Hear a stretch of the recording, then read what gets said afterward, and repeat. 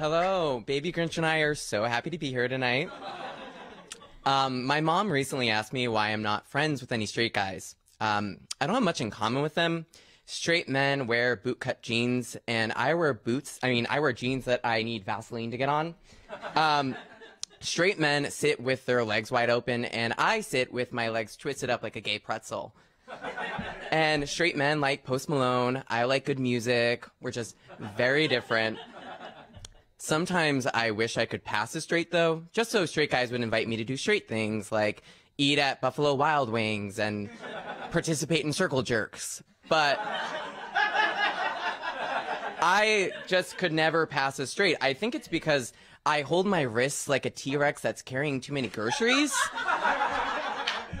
Or maybe it's because I look more like an elf on the shelf than a human man. It's not that sad. They're really cute.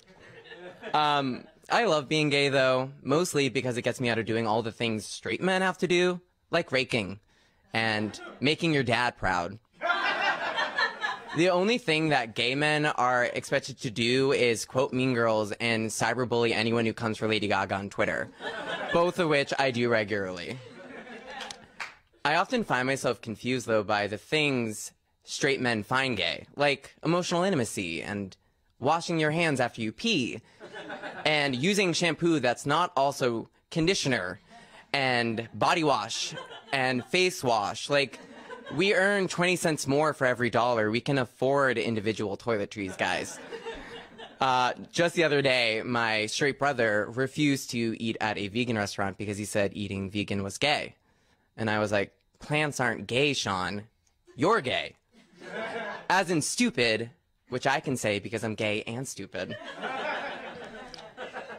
I'm one of four, and the hardest thing about being a middle child is seeing your older siblings get all the things you know you're not gonna get.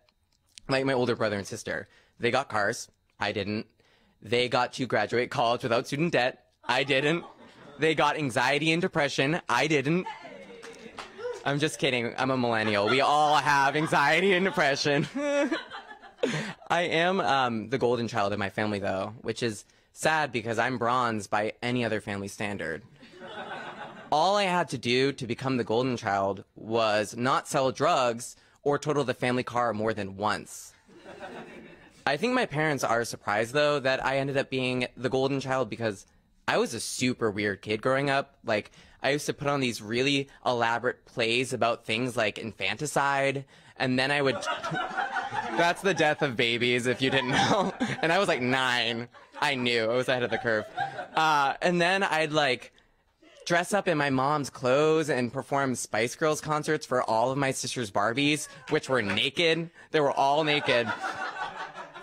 And sometimes people ask me if my parents were upset that I ended up gay, but I honestly think they're relieved because if I wasn't gay, I'd totally be a serial killer. I went to an all-boys Catholic high school,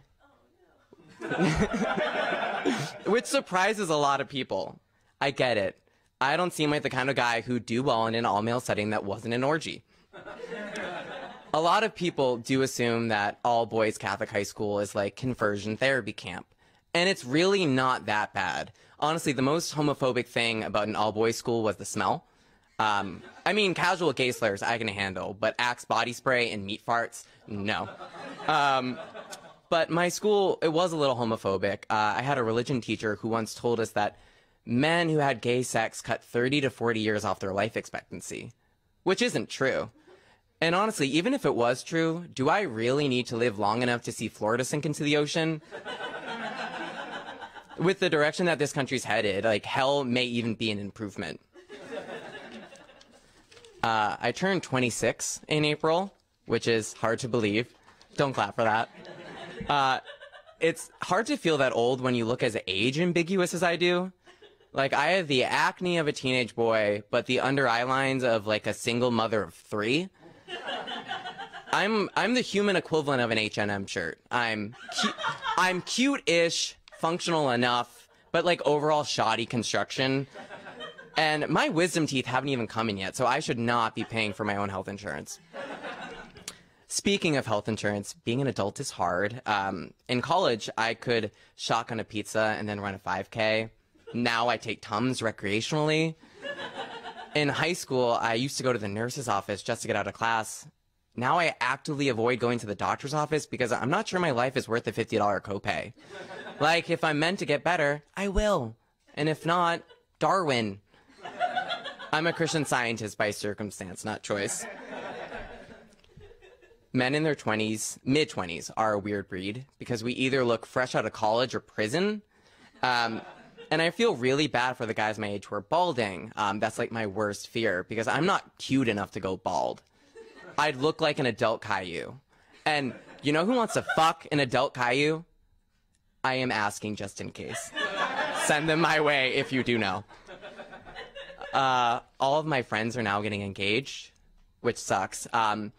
Especially considering that the closest thing I have to a boyfriend is the Starbucks barista who occasionally sends me unsolicited pictures of his tall penis. That is a size joke. It is small. But she likes that. Guys on dating apps are the worst, though. Like, the other day, I stumbled on this guy's profile, and there was this question on it that asked, like, what would your dream job be if money didn't matter? And he answered astrophysicist. And this guy was a substitute teacher, so he either was the most well-paid substitute teacher on the planet, or he had a very limited understanding of how much an astrophysicist makes. I recently watched Queer Eye, like every gay man, girl, and boyfriend that was forced to watch it. And I love the show, but I hate the unrealistic expectations it sets for gay men. Like, it's no longer enough for us to just compliment women's shoes and wear tank tops for every occasion. Now we're expected to do absurd things like build furniture and practice self-love and make guacamole. And I can confidently do none of those things. But yeah, I'm single, which is surprising because I'm a solid lesbian 8. And I honestly think it's because I look and act like a chihuahua. Like, I'm small, I'm yappy, I shiver constantly, and I have a face that's cute from afar, but then you get up close and you're like, oh, that's a rat. But middle-aged women love me, and at the end of the day, that's all you can ask for.